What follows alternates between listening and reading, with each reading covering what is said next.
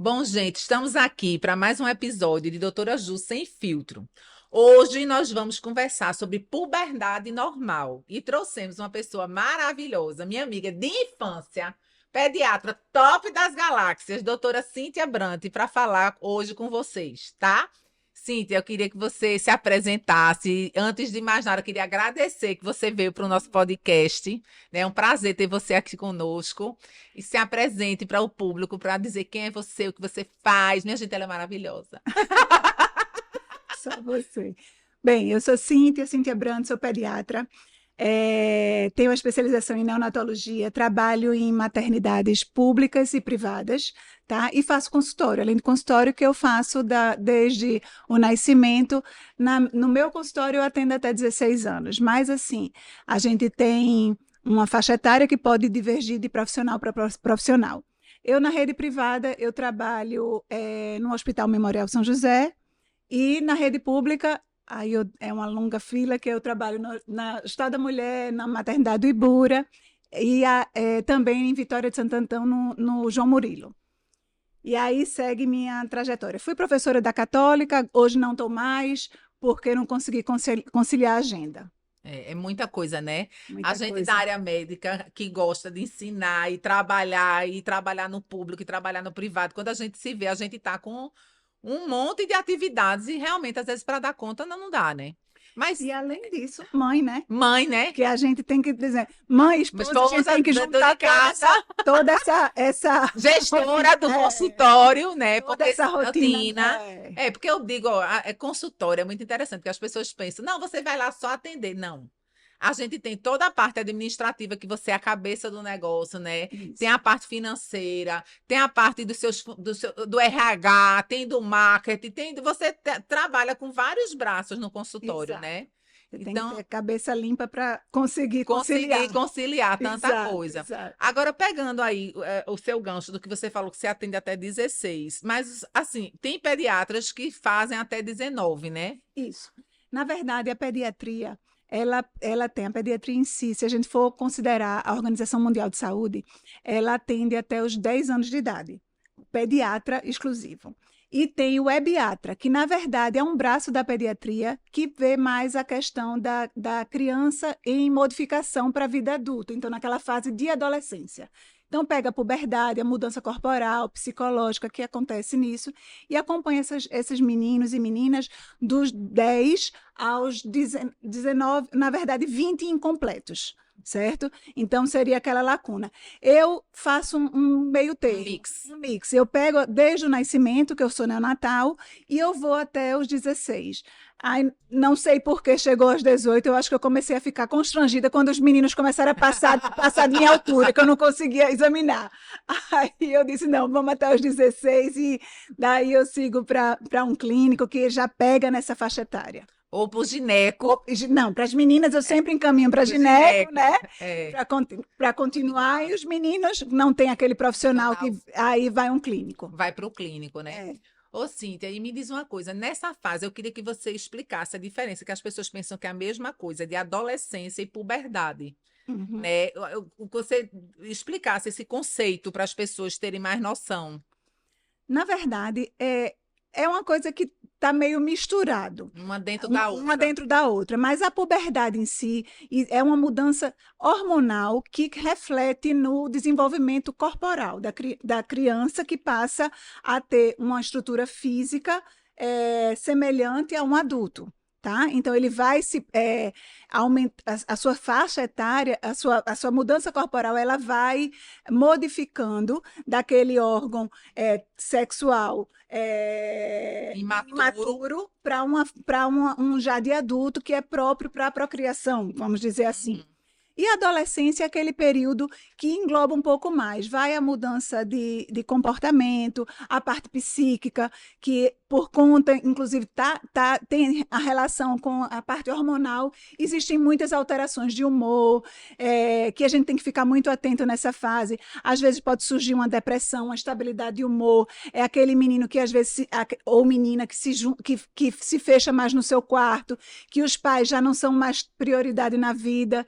Então, eles começam a ter os grupos de amizade, então eles começam a ficar um pouco longe dos pais, e aí os pais têm que ficar muito atentos a isso, porque eles se afastam por conta da fase, mas é uma fase que eles precisam muito de uma orientação e de um acompanhamento.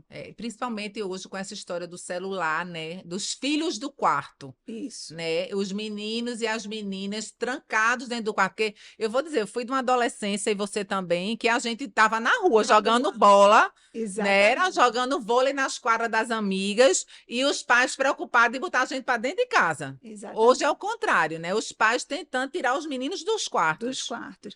E na época da gente, o que é que a gente fazia? A gente aprendia com os próprios colegas, não era uma informação, às vezes, tão real, mas era mais inocente. Hoje eles aprendem com a internet e aí está o risco, o perigo, né? O perigo, porque não tem um filtro, né? Não, nenhum. Quando eles botam para procurar coisas relacionadas com essa idade, eles vão ver das coisas piores que tem, né, na internet, e isso, às vezes, atrapalha muito essa fase. Essa fase, né? Nessa questão do desenvolvimento puberal, por exemplo, das meninas, é comum chegar no seu consultório, por exemplo, mães preocupadas com as filhas que estão desenvolvendo o broto mamário, né? Eita, minha filha está com peitinho, doutora, e aí? Já é na época de ir para o ginecologista ou a gente continua no pediatra? É muito comum. Na verdade, assim, a gente sempre gosta de sempre reforçar as mães aquele período que é o esperado que aconteça, para que elas preparem. Porque as meninas, tanto as meninas como os meninos, eles precisam ser preparados para essas mudanças corporais. Então, geralmente, a gente vê nas meninas aquele período entre 9 anos e meio até os 13 anos e meio, é o período que a gente chama que tem essa mudança da puberdade, realmente a mudança puberal, e a gente vai vendo esse desenvolvimento corporal da criança. E eles precisam estar preparados. As meninas, por exemplo, começam com broto mamário, que algumas vezes pode ser só um broto, pode ser unilateral, que às vezes algumas mães chegam preocupadas, só nasceu um peitinho, é alguma doença, é alguma coisa, ou é normal dessa faixa etária, né? Então a gente tem que orientar, isso às vezes incomoda, eles ainda estão naquela fase de menina moça, então querem brincar feito meninas, só que às vezes tem vergonha, e aí tá ali, e aí ficam usando roupa para esconder, porque ainda está no meio do muro, tá em cima do muro, a fase que eles estão, né? Então é sempre importante, eles sempre procuram saber, e a gente sempre está alerta como pediatra para ver qual é a faixa etária do desenvolvimento, se está ok. E sempre nessa fase eu gosto de pedir ajuda para um ginecologista para que acompanhe essa criança, para que quando ela tenha alguma dificuldade dessa esfera, que ele já vá se preparando para aquela transição da menina, da pediatra para ginecologista. Né? E com relação a dosagens hormonais, ultrassom, raio-x de idade óssea, você recomenda fazer? O que é que você pensa sobre esses exames complementares?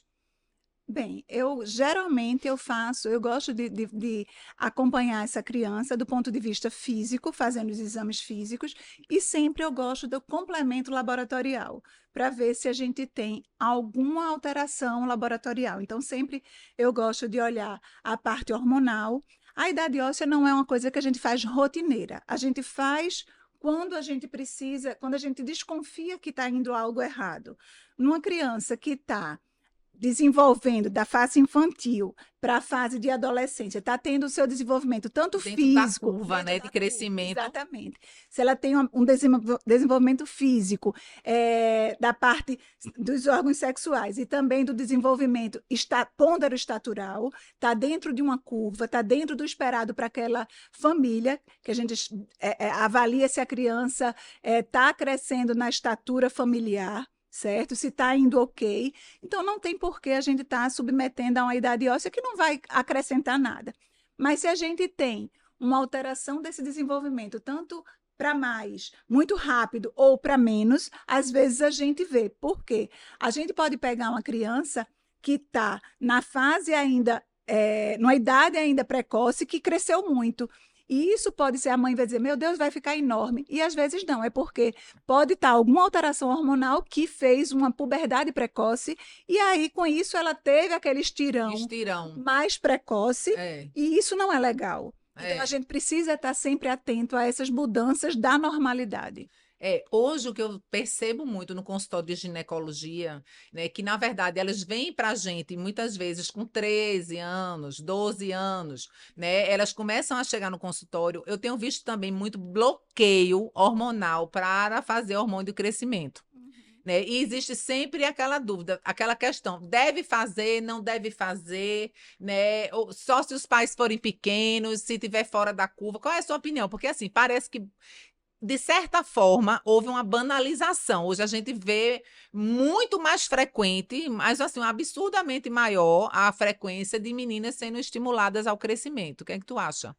Eu acho que assim, a gente precisa ter um profissional que a gente vai indicar para fazer uma avaliação E global confiar, e né? confiar. Então, a gente trabalha sempre com Um uma endócrino, endocrinologista que vai poder avaliar, porque não são todas as pessoas que vão se beneficiar com o uso tudo do hormônio, hormônio. né? E aí, essa banalização pode acontecer, mas quando a gente entrega aquele adolescente, aquela criança, a uma profissional responsável, competente, e a gente precisa ter em mente que não é encaminhar quando já está lá na frente, quando já viu que está com a estatura já muito baixa e já está numa idade avançada, Cansada, porque não vai ter não vai mais resultado. responder. Então, a gente precisa encaminhar mais atrás quando a gente vê, porque a gente, no pediatra, ele faz esse acompanhamento do crescimento, do desenvolvimento, Desenvolvimento. e se a gente vê que aquele menino ou aquela menina está fugindo do padrão familiar, tem alguma coisa que possa estar contribuindo, alguma doença orgânica, genética, ou ambiental, a gente precisa ter uma investigação para poder ver se é necessário essa intervenção, né? Não é banalizar, né? Não. Porque outro dia eu atendi uma paciente e ela tem 1,52 m, um marido 1,70 m. Aí ela disse: eu vou fazer de todo jeito hormônio de crescimento, porque eu não quero que minha filha seja baixinha como eu. Mas ela é pequena, o pai é pequeno, né? Então, assim, a menina é pequena. É baixinha. Aí eu disse assim, mas e você conversou com o endócrino, pediatra? Ela disse: a gente vai tentar que ela cresça. Ela já falou que pela genética, o potencial genético, que isso é uma coisa que a gente tem que ver e deixar claro para os pais, né? Exato, exato. Ela não tem como chegar a uma estatura muito alta, Isso. mas que ainda se beneficiaria, nesse caso específico, como ela ainda não tinha desenvolvimento de mamas, ela ainda não tinha. Aí eles estavam acompanhando para ver a hora certa de começar o hormônio de crescimento, que é como você falou. Não é qualquer momento que chega e vai dar um hormônio de Não. crescimento e a pessoa vai responder. Exato. E nem são todas as pessoas que Que respondem. A respondem. gente precisa ter uma avaliação muito cuidadosa, muito criteriosa. Até porque não é uma coisa. A gente vai estar falando, além de uma questão de você ter injeções diárias para. Que é a A introdução do introdução do hormônio. hormônio por a- injeção, Exatamente, tem um custo que é altíssimo. altíssimo. É, Então, algumas pessoas, alguns adolescentes e crianças, eles se enquadram no padrão que vai ter um bom desenvolvimento, e esses até o governo dá, né? fornece, é Fornece. verdade. Quando você tem alterações hormonais que justifiquem aquele, que assim, que vejam que a gente coloque numa balança que o benefício vai ser muito importante em relação a todos a questão de peso, de preço, De de incômodo incômodo, e de até tudo. efeitos Risco de colaterais. diabetes, efeitos colaterais, né? Então, a gente bota numa balança e vê se realmente vale a Vale a pena. pena. Então, nada como a gente ter um profissional que a gente confie e que essas crianças possam ser acompanhadas. Certo, joia. Com relação ainda às questões da puberdade, é comum chegarem referindo odores desagradáveis nas axilas das meninas para o pediatra? É bem interessante. Nessa fase, acontece assim, por toda a alteração hormonal, e aí existe um aumento também da produção de suor e a quantidade maior de bactérias que produzem, porque o odor é causado por as bactérias Bactérias. nas É, regiões é, que produzem mais suor, é. como axilas, às vezes até o chulé. Virilha, Virilha, chulé. exatamente. É. Então, essas bactérias que estão ali produzindo em maior quantidade, elas precisam ser acompanhadas, porque é uma fase onde eles não querem muitas vezes tomar muito banho, Não. né? Não, é um parto para você botar um adolescente nessa fase inicial dessa puberdade para Eles tomar um banho. Eles querem correr do banho. Exatamente, eles não querem tomar muito banho, eles estão com o metabolismo extremamente acelerado e aí suam mais e tem essa maior propensão dessas bactérias que produzem esse odor. Então, a gente tem que ficar atento para poder intervir e fazer o tratamento adequado. Geralmente vocês prescrevem o quê na pediatria? Normalmente a gente faz a utilização de Loção. primeiro a gente faz geralmente sabonetes antissépticos. Sépticos. Então, o uso de sabonetes antissépticos para as regiões. Regiões, porque tem as E bactérias, as né, produtoras do exatamente. odor. E muitas vezes é necessário cremes com antibiótico no local para poder erradicar aquela flora que produz o odor desagradável, certo? E o mais importante, higiene pessoal. Higiene pessoal. Porque eles esquecem. É. Aí, às vezes, não tem mágica de chegar e você dizer assim, ó, eu vou tratar esse odor sem tomar Sem banho. tomar banho. Não vai funcionar. Então, não é aquele. Tem que ser um banho bem tomado, com um sabonete adequado antisséptico. e às vezes, o creme e às vezes até um desodorante. A gente evita o uso de antitranspirante, principalmente nessa fase. Não é bom, na verdade, para ninguém o antitranspirante você usar a longo prazo, né?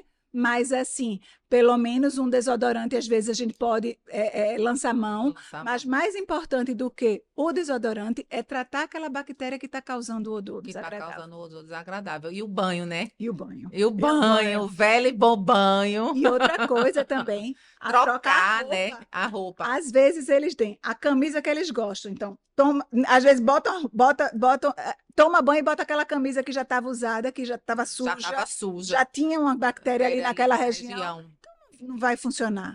Trocar a roupa. Trocar as peças de roupas com a frequência maior, é o banho mais rigoroso e o cuidado no local. Em relação ainda às queixas, tipo lacerações vaginais, corrimentos vaginais, chega muito para vocês, assim, as mães com preocupações de corrimento na calcinha da minha filha tá melando, porque chega essa queixa para mim. Né? Acontece. É bem comum, muito pequenininho. Justamente, às vezes, porque usa uma fralda e aí a criança faz o xixi ou o cocô e está ali misturado e acaba aumentando a proliferação de bactérias e dá um corrimento, né? Existe também o sentar no parquinho, sentar de areia. E aí eles ficam, às vezes, eles voltam para casa com a vagina cheia de areia. E aí acaba tendo uma maior propensão, né? Então, nessa fase acontece muito, né? O corrimento. Acontece mais na frente, numa fase onde tem umas descobertas pelo manuseio. Né? Pega aqui, pega acolá. Exatamente. Aí, às vezes, eles não estão com a mão limpa. E aí pode estar trazendo bactérias para a região genital, né? E mais na frente também acontece muito nessa fase de mudança hormonal, que é a própria lubrificação da flora, né? Vaginal com aquela lubrificação que acontece pelos próprios hormônios. E que às vezes as mães confundem leucorreia com corrimento. É uma coisa que a gente bate muito na ginecologia. O leucorreia é a secreção fisiológica normal.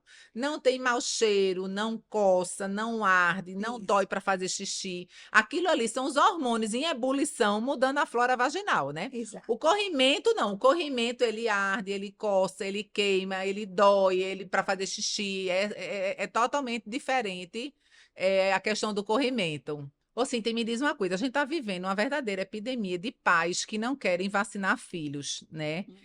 Principalmente os pequenininhos.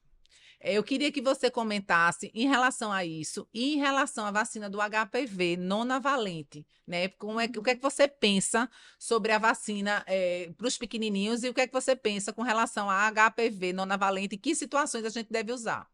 Bem, vacinação, eu acho que na pediatria, vacinação é um dos temas principais na consulta, porque, na verdade, a prevenção é a melhor forma de a gente prover saúde, né? E a gente previne com uma boa alimentação, com atividade física, com a vida saudável e com a vacinação. Concordo. Então, a gente não vai esperar a criança adoecer para poder tratar, que geralmente tem consequências. Consequências. Né? Nós temos qualquer luz, por exemplo. Exatamente. É uma doença que Grave, pode grave, matar, exatamente, e que é é prevenível. A prevenível. paralisia infantil. A Isso, paralisia infantil tinha sido radicada. erradicado, mas com essa campanha não vacinação, começaram a surgir novos casos, assim como o sarampo, surgiram casos. Vieram surtos, não foi de sarampo. Exatamente, porque as pessoas começaram com aquela coisa de não vacinar. A vacina traz consequências. Na verdade, a vacina traz saúde, Saúde, traz prevenção. Então, a concordo. forma que a gente tem de prevenir, de cuidar, é vacinando também. Não só isso, mas a vacina é extremamente importante. Então, desde os muito pequenos até os adolescentes, que às vezes você falou que era mais difícil, mas eu, pelo menos, minha experiência no consultório, eu tenho mais dificuldade de Os pequenininhos, né? não, Não? nos É? adolescentes. Por quê? Nos pequenos, as mães vão ao pediatra de forma regular, levam o cartão de vacinação. Quando eles vão ficando maiores, os próprios adolescentes já ficam, não quero ir ao médico, não quer ir. Hum, E aquele cartão de vacinação, muitas mães já Já perderam. perderam. E aí a gente, para conseguir convencer que eles precisam vacinar, apesar de serem menos vacinas, não é tão fácil. Então, eu, graças a Deus, no meu consultório, eu tenho uma adesão muito grande na questão da vacinação, Vacinação. daquelas vacinações básicas do calendário, certo? Quando vai para o adolescente, eles já dão uma escapulida maior nas Eu percebo isso vacinações. aqui, às vezes, num ano a gente manda vacinar para HPV, ela volta no outro ano e não tomou ainda. Não tomou, porque não faz parte do dia a dia. O cartão de vacina e ir a um posto para vacinar ou ir a uma clínica privada para vacinar não é rotina de um adolescente, é Pois é. rotina de De uma uma criança. pequena. Exato. Entendi. Então, a gente tem algumas vacinas que são extremamente importantes, que previnem doenças extremamente graves, como a HPV, por exemplo, que previne para o câncer Câncer de colo de colo uterino. uterino e outros tipos de câncer E de que a gente tem no verrugas. SUS, Exatamente, a gente não tem uma tem vacina justificativa, né? De não nenhuma, dar. nenhuma. E Você, hoje tem um esquema muito, muito cômodo, né? é, Porque quando a vacina foi lançada no SUS, no Sistema Único, ele era em 3 3 doses, doses. né? A gente fazia uma, depois fazia 30 30 dias e e depois 6 3 meses. meses. Aí com o passar do tempo, foi visto que passaram a ser duas 2 vacinas, duas doses. doses, porque 2 doses tinham uma boa Proteção. proteção. E hoje, mais recentemente, a gente faz em dose única. A quadrivalente, que é a que é dada na rede pública, a gente dá em dose única. Então, Então não não justifica. tem exatamente.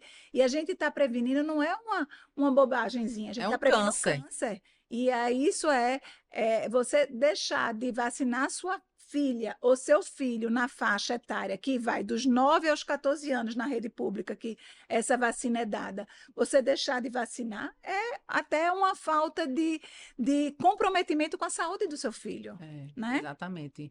E assim, em relação ao HPV, a nona valente, essa vacina nova, o que é que você acha em relação a isso? Me conte aí, em relação ao protocolo. Bem, é uma vacina mais recente e que a gente tem uma proteção mais ampla, né? São São 9 nove tipos tipos diferentes diferentes do do HPV, HPV e consequentemente, eles têm uma abrangência maior das doenças mais graves, mas também tem para verrugas, né? que é importantíssimo. Que é importante a prevenção.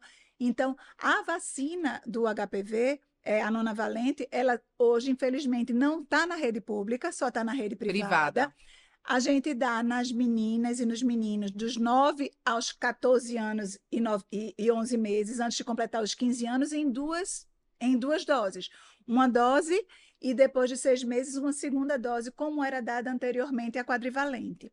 E a partir dos 14 anos, dos 15 anos, até os 45, a gente dá em 3 doses, certo? Então, pode ser que mais na frente haja um estudo e que Que diga possa, que possam ser 2 doses. exatamente, que possa ser modificado esse esquema. Mas, por enquanto, a recomendação são 2 doses. E aí a gente vai dar uma proteção melhor para nossas É. crianças. Nossas Não, crianças não, nossos os adolescentes, adolescentes, né? né? Não, eu sempre fico cobrando essa vacina aqui. E outra coisa, minha gente, é independente da atividade sexual. Porque eu já tive situações que eu passei para uma adolescente, ela voltou, não, doutora, eu não tomei porque eu já transei. Eu disse, não tem problema. O ideal seria tomar antes de iniciar a vida sexual. Isso. Mas o fato de você ter tido vida sexual não significa que você não pode tomar, tanto que a gente dá até 45 anos. Exatamente. Né? Então, assim, não tem relação direta de impedimento, não. Você pode tomar, pode e deve tomar, né? Tanto que, assim, no consultório, se você perguntar assim, tem câncer de colo? Minha gente, eu não tenho câncer de colo uterino no consultório. Eu tive lesões precursoras que a gente tratou nas pacientes, né? Porque a maioria é vacinada. A maioria é vacinada. Então, assim, lesão precursora, coisa de baixo grau, até alto grau, mas que não evoluiu para o câncer. Eu não tenho um caso de câncer de colo uterino dentro do consultório, né? Eu tive lesões precursoras, que se a gente não tratasse, poderia evoluir, mas que tiveram uma boa resposta, porque também quem tem lesão precursora e é vacinada tem uma resposta melhor. Porque tem mais produção de anticorpo. Então, isso é muito importante, né? Mas ainda pegando o gancho de vacina, quais outras vacinas, além do HPV, poderiam assim, ser feitas para os adolescentes?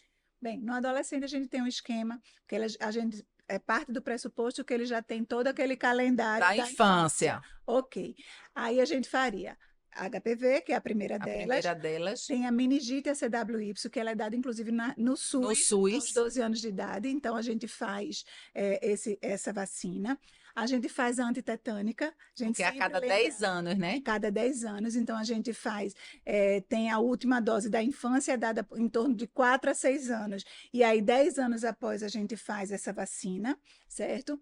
E a gente faz as vacinas... Às vezes sarampo, né? Quando não tem imunidade. Às vezes eu gosto de pedir sarampo, porque desde que eu tive uma aluna que teve, eu fiquei enciumada com isso, de ter baixa imunidade para sarampo, né? Algumas pessoas podem ter, né? Podem ter. Na verdade, mas não é rotina. Não é rotina. Se a gente parte, como eu falei, do pressuposto que ela fez as vacinas adequadas, porque a vacina de sarampo, ela está dentro da tríplice viral. E ela é dada com 2 doses, a gente já confere uma imunidade boa, né? E ela é dada quando a criança é muito pequena. A primeira dose é dada com 1 ano de idade e a segunda com 1 ano e 3 meses. Então, só existe uma recomendação de fazer doses extras quando, por exemplo, houve um surto de sarampo, aí a gente dá uma dose de reforço, mas não é a rotina. A rotina são 2 doses e que geralmente eles estão bem cobertos. Às vezes eu vejo nas adolescentes, a hepatite A faltando, uma imunidade, né? Tem para hepatite B e não tem para A. Interessante isso, né? E a gente tem a vacina combinada, né? Da A com a B, né?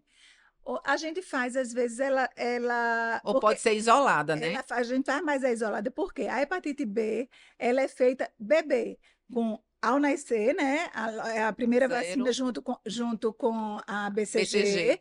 Depois a gente faz aos 2 meses de idade e a terceira dose com 6 meses.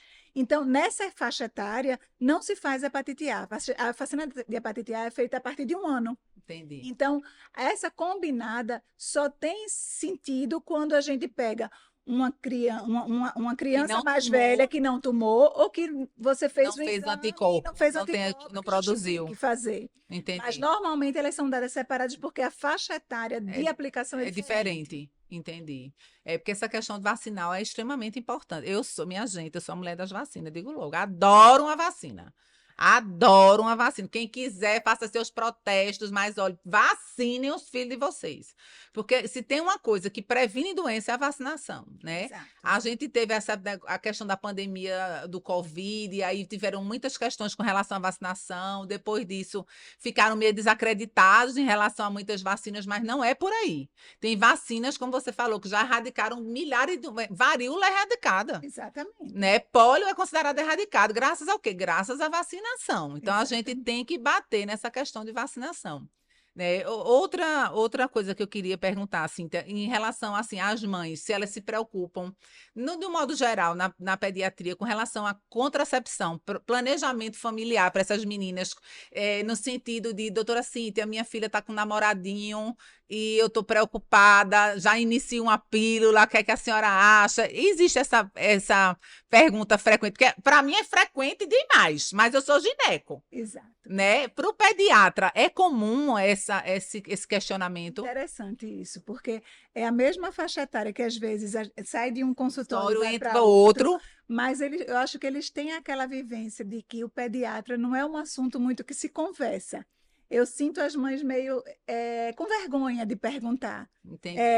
de dizer que a filha já iniciou atividade sexual, né? Então, às vezes, não é um assunto muito abordado, não é abordado tão facilmente Entendi. Na consulta do consulta do pediatra. pediatra, porque na pediatria se vê muita questão de desenvolvimento, de crescimento, algumas alterações hormonais, se fala muito num sobrepeso, numa taxa de exame alterado, mas quando vai na parte de anticoncepção, Sexualidade. sexualidade, eles pensam muito em fazer essa pergunta, de buscar mais o ginecologista.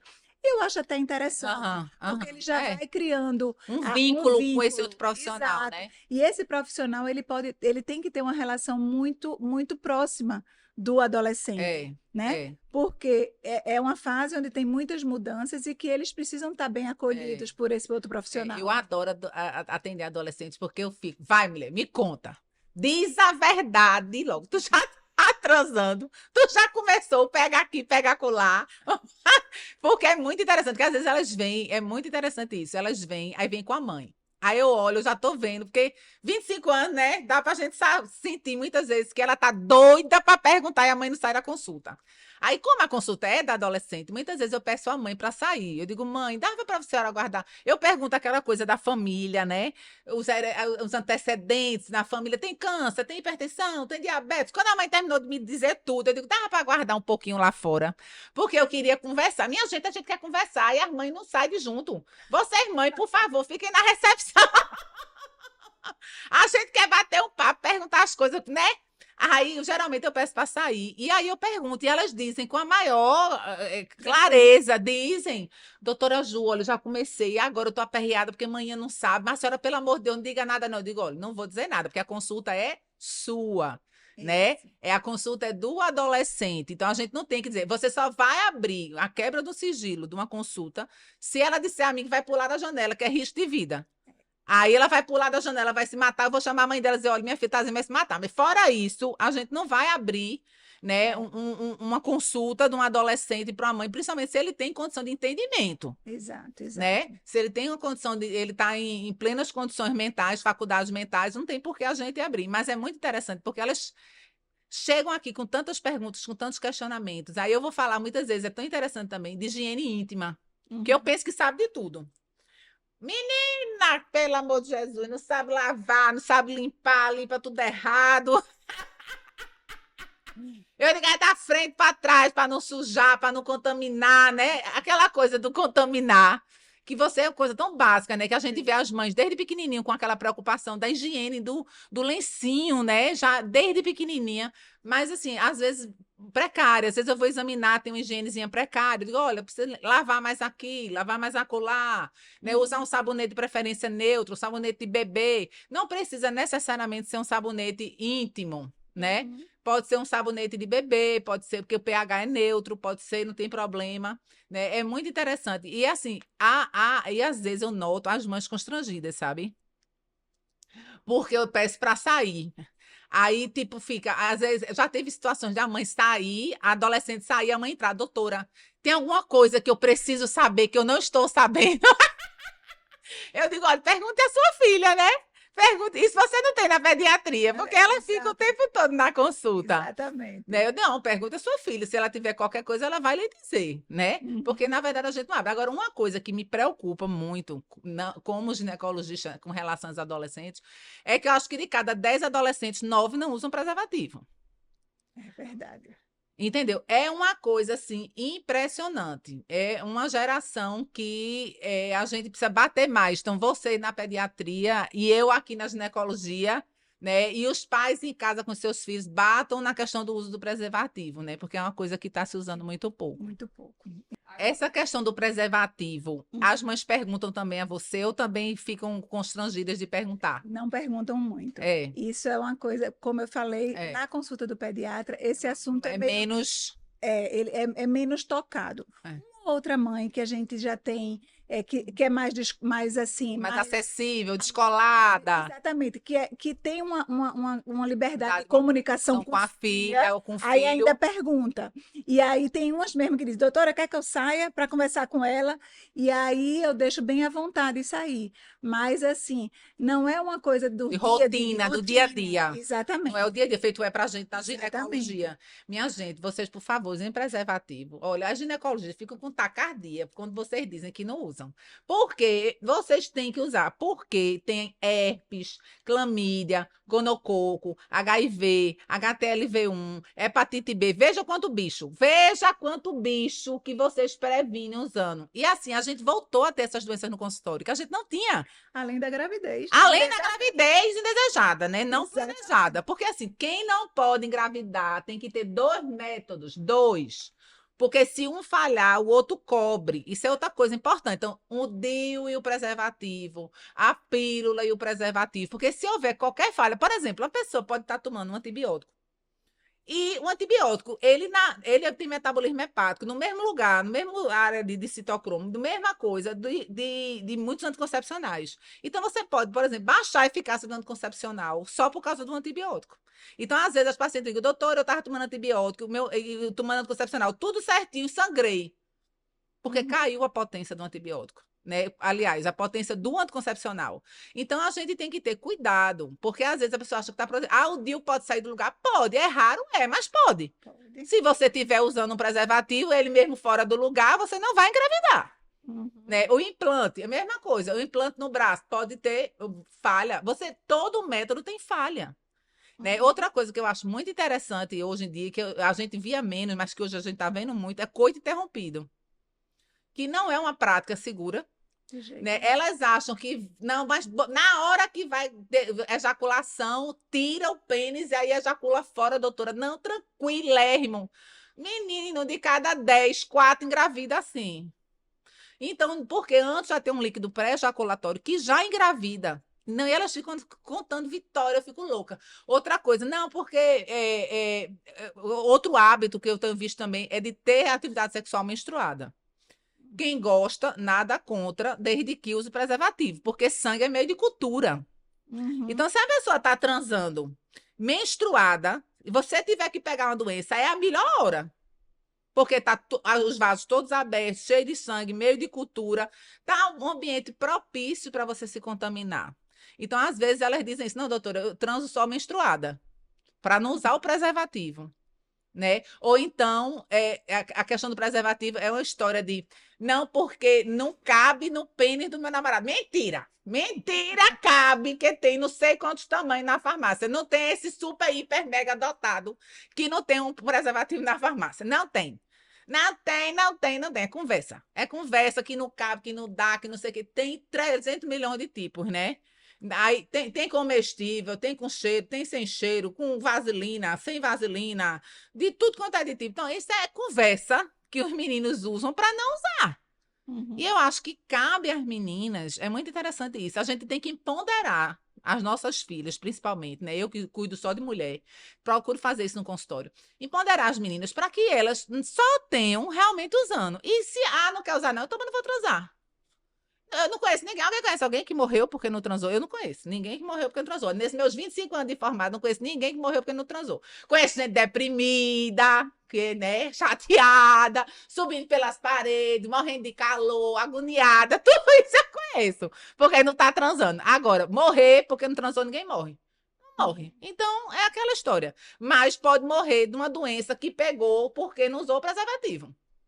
Né? E Exatamente. assim, eu tenho adolescentes aqui no consultório que nem perderam a virgindade e já pegaram infecção sexualmente transmissível.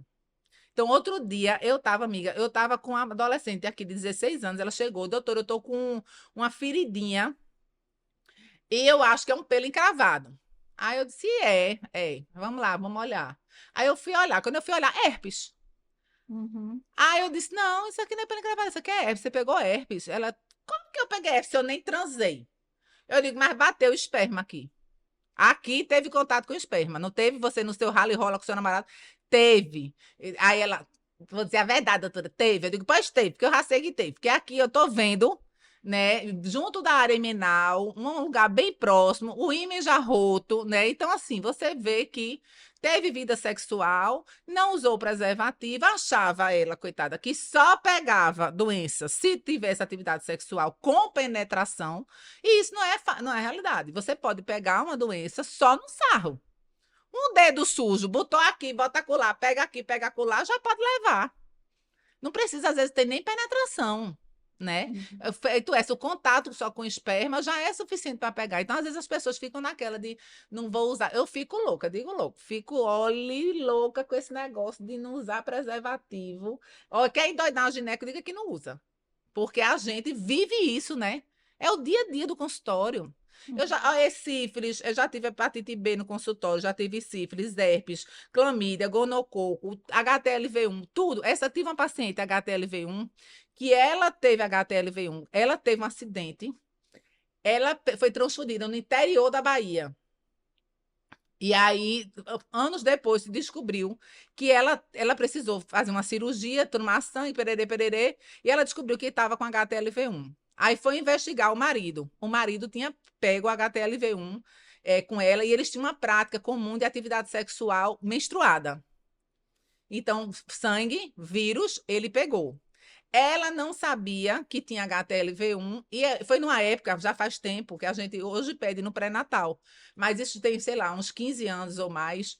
Ela não sabia, amamentou os dois filhos HTLV1, que pode dar leucemia. É uma doença que pode ter linfoma, né? Pode ter leucemia. Então, assim, uma família inteira, né, que pegou o HTLV1. Ah, mas isso aí foi um caso isolado. Não, minha gente, a gente está vendo no consultório, no dia a dia, né, voltando entre os adolescentes, essas doenças novamente, né? Clamídia, tudo voltou Uhum. a todo vapor. O que é uma pena, porque eles têm toda a liberdade sexual, né? Têm acesso a milhões de informações, têm acesso a milhões de métodos, porque hoje tem DIU, tem bem uns 4, 5, não sei quantos tipos de DIU, né? Tem implante, tem anticoncepcional, tem adesivo, tem um monte de coisas. E eles estão perdendo a possibilidade de viver a sexualidade com prazer e com responsabilidade, né? Sem pegar a doença, sem engravidar, por causa, às vezes, de pequenas coisas, né? Algumas são desinformações, são, mas uma grande maioria não é. Uhum. Não usa por opção mesmo, porque não quer usar, entendeu? É. Mas é isso, né, Cintia? Olha, É. pois, amiga, obrigada por sua participação. Foi maravilhoso, esclarecedora. Vai ter muita mãe assistindo esse podcast. Eu quero ver os comentários. Muita mãe assistindo esse podcast, fazendo perguntas, depois eu mando para tu. Tá tudo certo. Obrigada, viu, por E ter vamos. vindo. Ah, joia. E Obrigada vamos também por ter. juntas É, na vacina e no preservativo, né? e cuidando desses nossos adolescentes, né? É isso aí. Beijão. Tchau, Tchau, gente. tchau, gente. Beijão. Até. Se você gostou desse podcast, mande para sua amiga, para sua vizinha, para sua colega, para seu marido, para outras pessoas assistirem, tá bom? Compartilhem essa informação, porque é uma informação preciosíssima com nossa convidada, que deve chegar ao máximo de pessoas que vocês conseguirem, tá bom? Um beijão e até o próximo episódio.